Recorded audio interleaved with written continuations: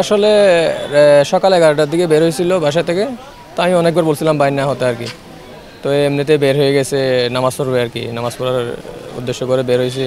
তো এখানে আসবে যে আমরা জানি না।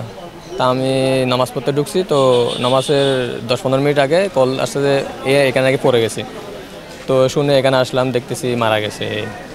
তো আর এখানে তো নিরাপত্তাহীনতার কারণে অনেক মানুষ মারা গেছে, এর আগে অনেকবার কয়েকজন মারা গেছে।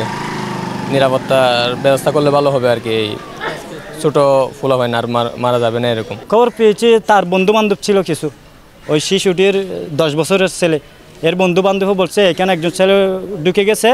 তা আমরা শুনে জাপ দিয়েছি ওইখানে উদ্ধার করার জন্য। আমার বাসা হলো বাহারছড়া এবং আমি এখানে গাছের কাজ করতে আসছিলাম। সেখানে ছেলেদের থেকে খবর পেয়ে আমিও নামছি এবং ডুবুরি আপনার ফায়ার সার্ভিসের একজন ডুবুরি আসছে অক্সিজেন নিয়ে।